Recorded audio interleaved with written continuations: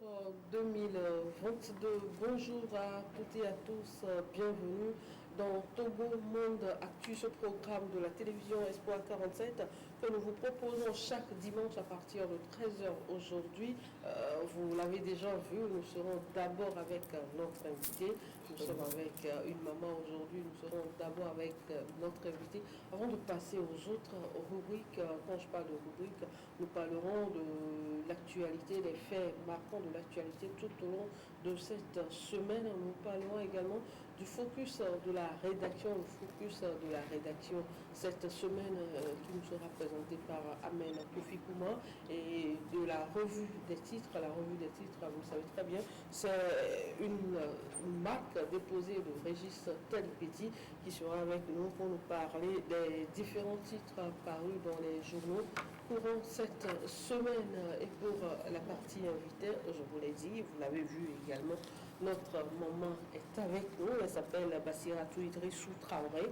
Elle est la présidente de WILF Togo. C'est avec que nous échangerons dans cette partie. Nous allons marquer une petite pause et revenir avec notre maman.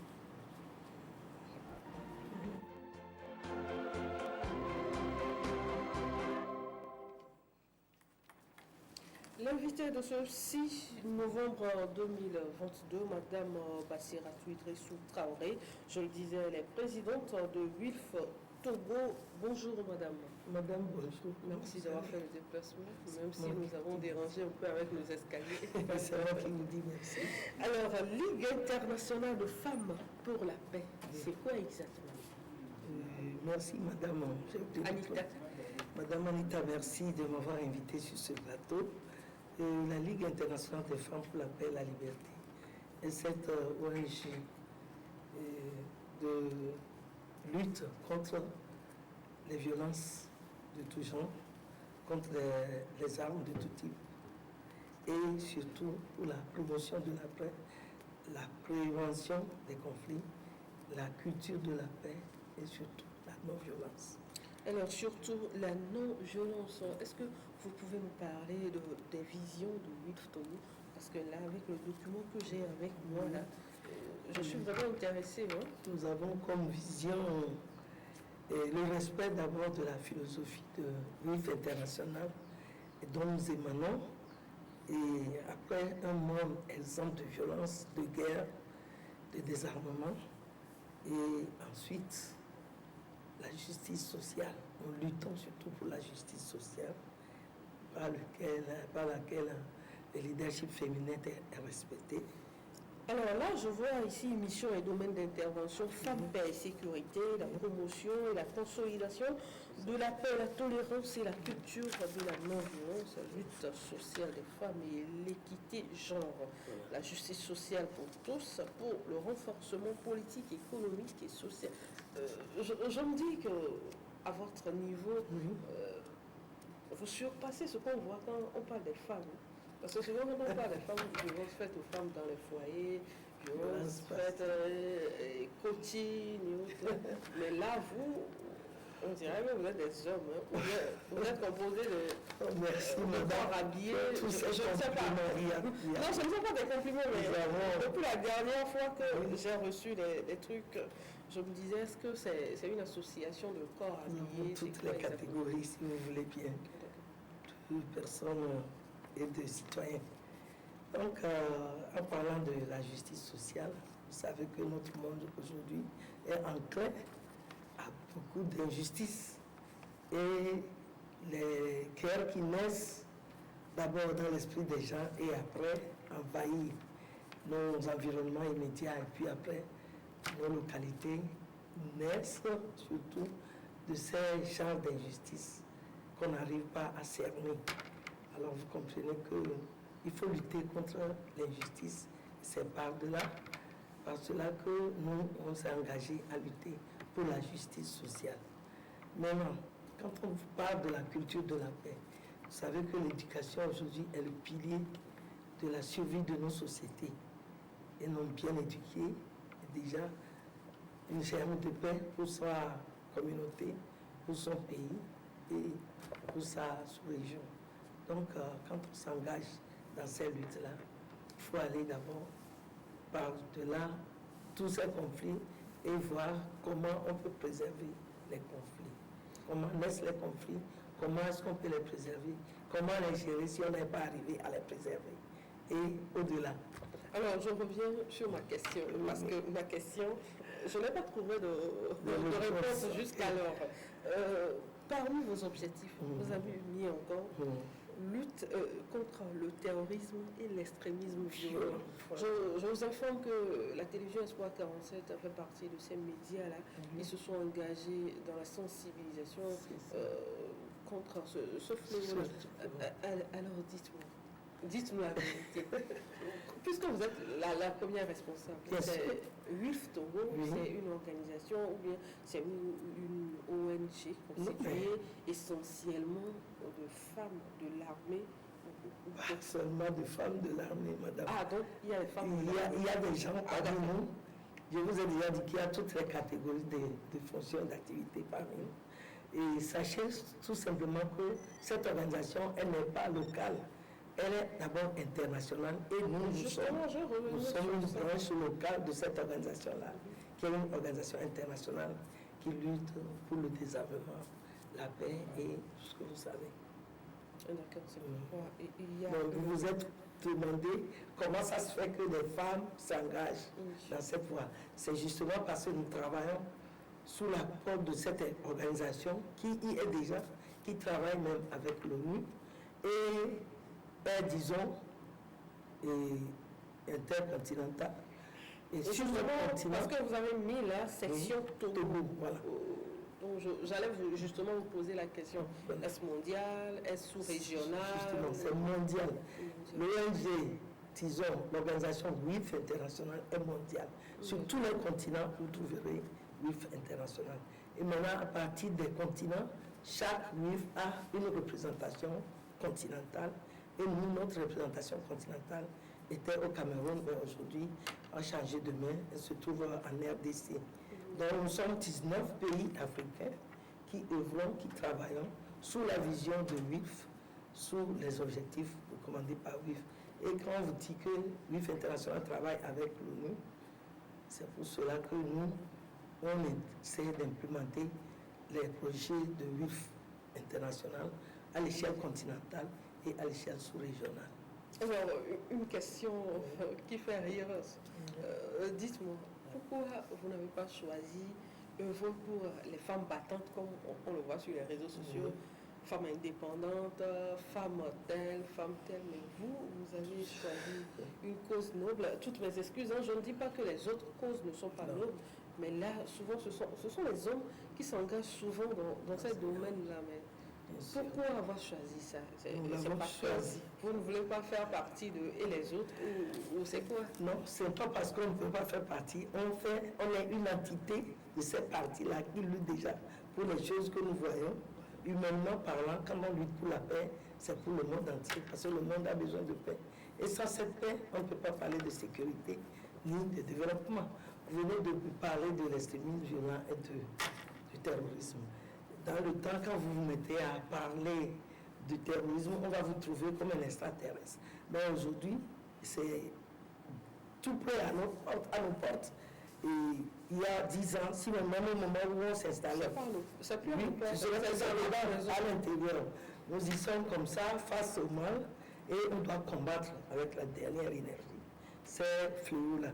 Le terrorisme, ce sont les enfants, des gens, des citoyens comme nous qui s'engagent dans cette voie, et il faut les ramener à la raison, leur donner les moyens et leur faire comprendre que ce n'est pas bien de choisir cet axe-là pour une vie. Ce n'est pas une vie que de choisir l'axe du terrorisme.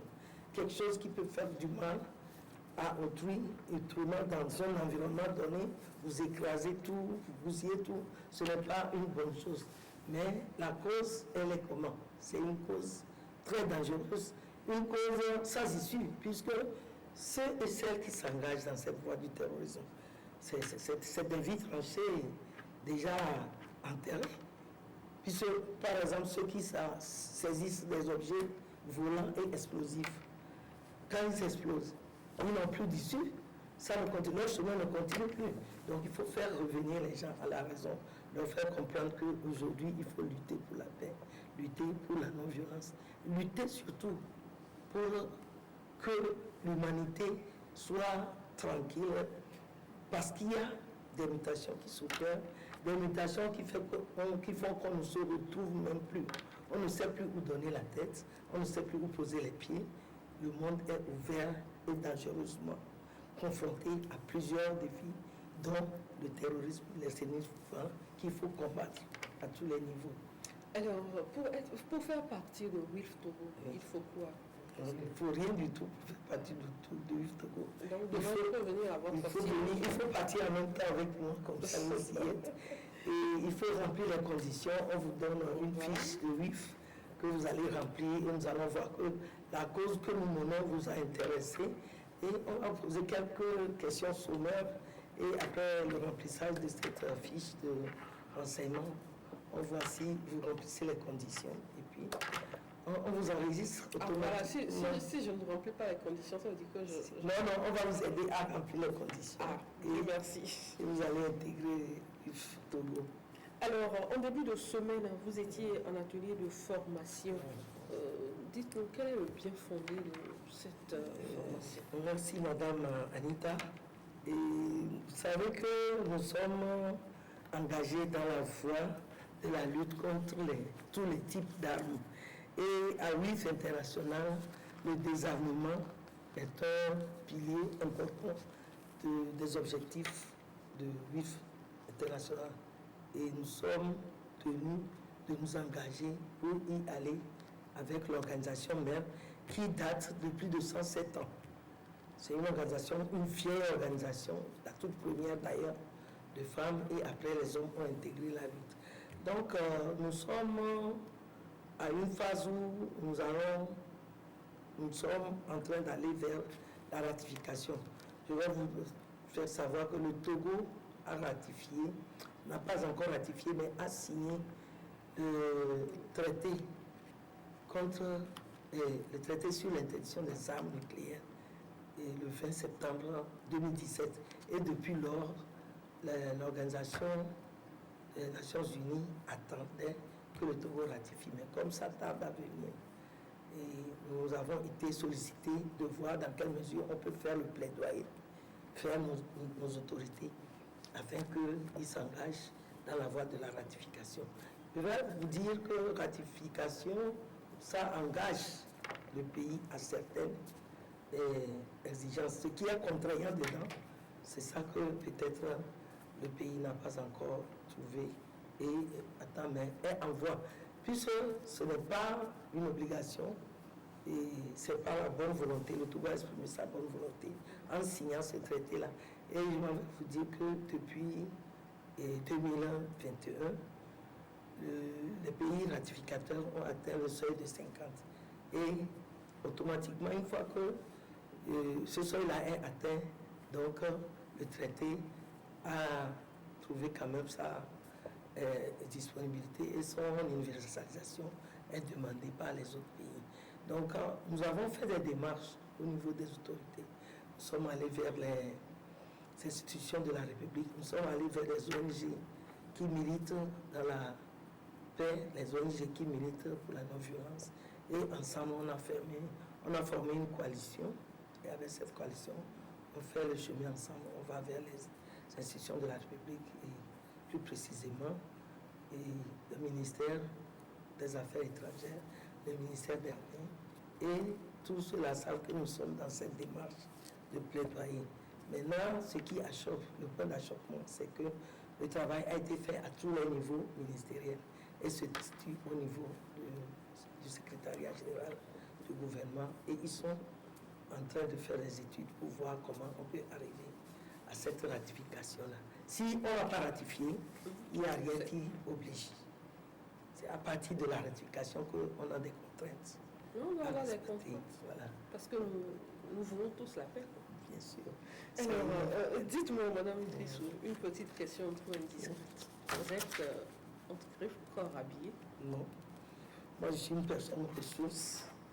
Je suis dans la vie associative depuis plus de 30 ans. Hein. J'ai travaillé comme, disons, une personne autodidacte. Alors, comment arrivez-vous à vous en sortir avec cette question-là, armes nucléaires, extrémisme violent? J'ai été peut-être fomenté par la vie associative et petit à petit,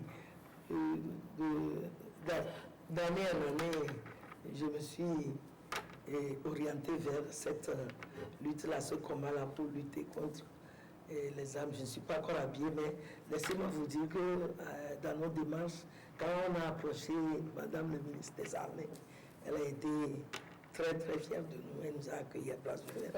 Et elle nous a désigné. Parce que en fait, ce que vous êtes en train de faire là, vous devez souvent côtoyer les corps habillés. Non, mais ils sont avec les gens comme moi là. Ils sont nos frères, elles sont nos sœurs. La clé de la porte. Non, c'est mes femmes qui les ont mises au monde aussi. Donc, comprenez que ce sont nos frères. Et puis quoi? C'est des citoyens avant tout. Ce sont des citoyens. Je n'aime pas rester dans le même environnement avec eux. Alors, dites-moi, est-ce que vous bénéficiez des soutiens? Qu'est-ce que vous faites? Justement, ici, le soutien qu'on a ici au pays, c'est cette porte ouverte là qu'on trouve partout quand on arrive pour échanger avec les autorités, les dirigeants. Franchement, ça, chapeau.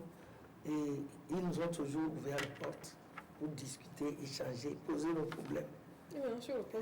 Sur le plan financier, l'organisation qui nous demande de faire le travail arrive à donner de petites subventions pour pouvoir faire le travail. Et à ce titre que vous nous avez vu la dernière fois, on a essayé de faire cette formation. Parce qu'il faut outiller les membres aussi. Quand vous parlez de la chose, c'est un sujet sensible. C'est ça, il faut outiller les membres afin que quand vous les envoyez quelque part pour parler de l'organisation, qu'ils puissent répondre à toutes les questions comme vous le voyez.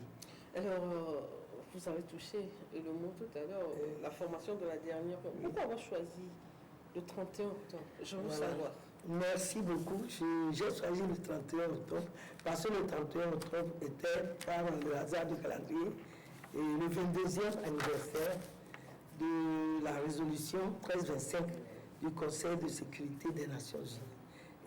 Et sans vous mentir, cette résolution-là, avec ces trois piliers, la protection, la prévention et la participation de la femme, a reconnu le rôle des femmes en son temps et a demandé que chaque État élabore des plans d'action nationaux et à partir de ces plans d'action nationaux, les pays doivent mettre en œuvre ce programme-là et faire en sorte que les femmes soient impliquées pleinement dans la recherche de solutions, c'est-à-dire le maintien de la paix, la gestion des conflits, la prévention des conflits, la culture de la paix et surtout la résolution des conflits.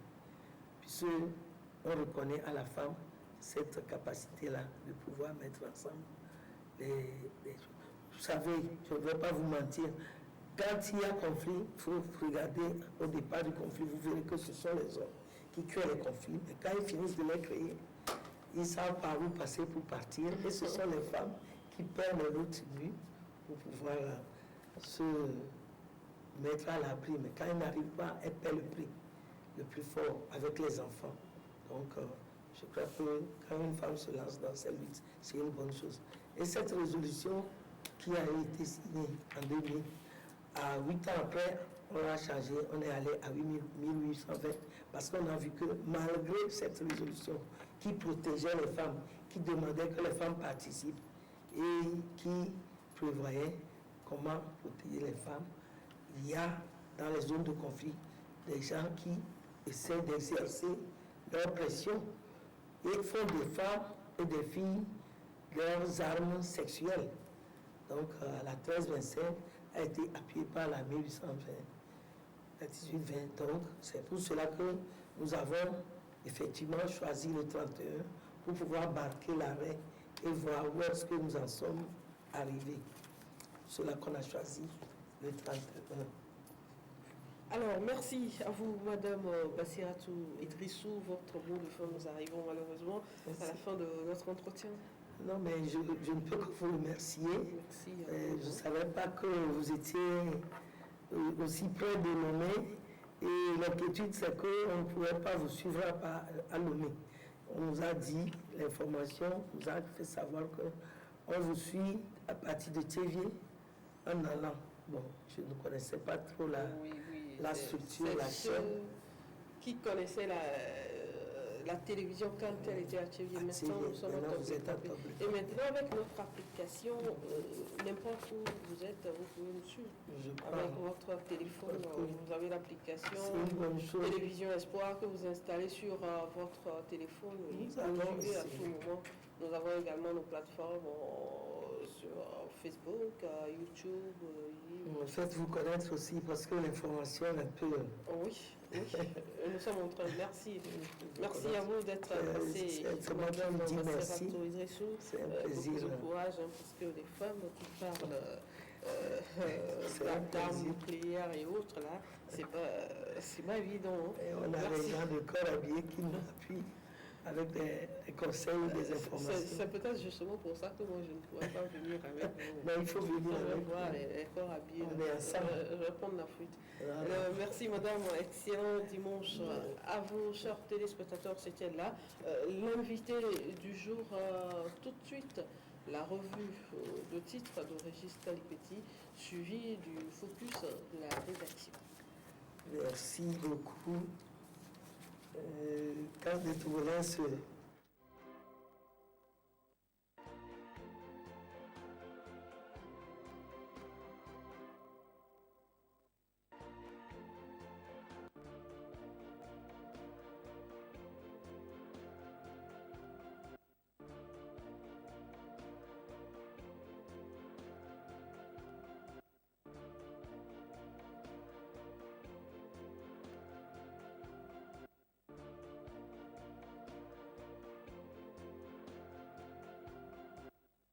numéro 57.